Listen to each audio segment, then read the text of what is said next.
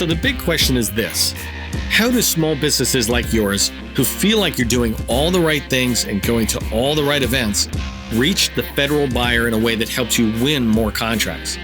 That is the question, and this is the place to get your answers. My name is Neil McDonnell. Welcome to the GovCon Chamber of Commerce.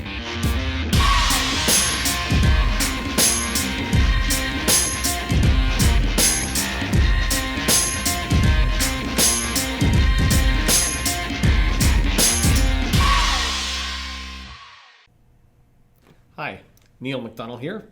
Quick tip on 3 things that I think every small business needs to know if they're trying to achieve government contracting revenue. A lot of times people think of this big picture and a lot of things they have to do, but really there's just 3 things you have to do. One is you have to have a core competency. A core competency is really straightforward, but it's very simple for everybody else to understand. An example of what I mean about a core competency, if you think of IT, for example. I'm in the IT space, so information technology, I tell somebody it's too much, it's too big. It's saying I do everything. I can't possibly do everything as a small business. So I shrink down a little bit and I say I do software development or software management, whatever you want to say. Software, too big still. So then I get even tighter and I say I do Microsoft SharePoint. That's what I do. It's specific there. Well, you can go even tighter on core competencies, especially when you're a really early small. You want to be having your niche. And so I go farther down and I say, I do SharePoint user support. It's very specific. There's all these things in SharePoint, but when I say that, the people who are in my space instantly know what I'm talking about. Another way you can think of this is construction. I do construction. Too big, too broad. What if I say I do buildings? I do buildings on a big construction project like a military base. Still too big. As a small, you're not going to come in and actually own the contract to do like a big hospital. You just probably won't even have the bonding at that level. So you come down and you say, well, I do rooms. I can build any kind of room. It's still not quite tight enough. But if you go down and you say, I build skiffs. Skiffs are a type of room in a building, right? And a skiff, for those of you who don't know, is a secure space within a government facility or really any location. It's a skiff and it's secure. It doesn't have windows. You can't bring cell phones in, blah, blah, blah. But you get really tight down there, and now you're saying, I do user support for SharePoint or I build skiffs. That's a core competency. That's what I mean. So have a core competency. The second thing is you need a clear, concise marketing message.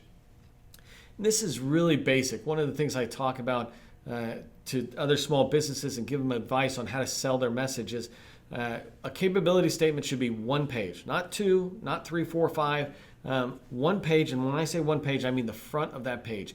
We all have an attention span of 7 seconds. If you can't communicate in 1 page what you do, then you need to sit there and make it more concise. You need to shrink it down and figure it out. And when I shrink it down, I don't mean 9-point font.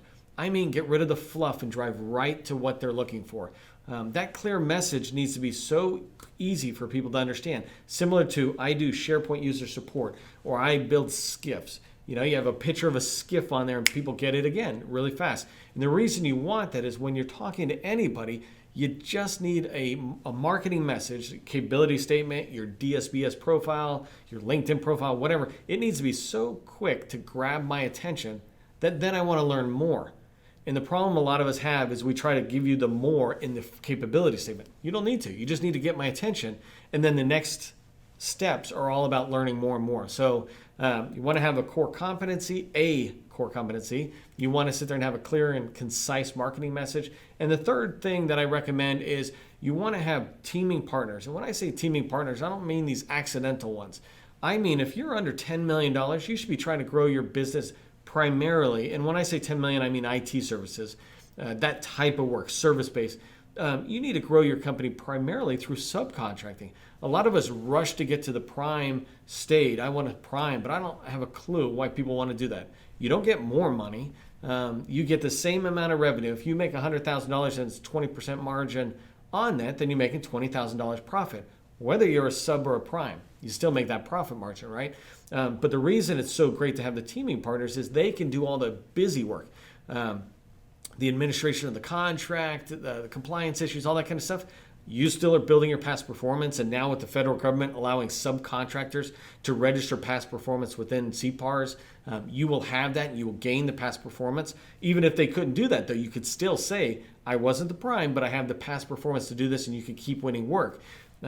You can build a $5 or $10 million service-based company just doing subcontracting. And I recommend you find teaming partners. Initially, you want to find 20, but you're trying to get down to just the 5 teaming partners that are your core teaming partners when you're smaller, right? And the reason I say 5 is because of that rule out there that says we're the sum total of the 5 people we hang around with. Well, I would say my company, your company is the sum total of the 5 people we hang around with, or the 5 companies we team with.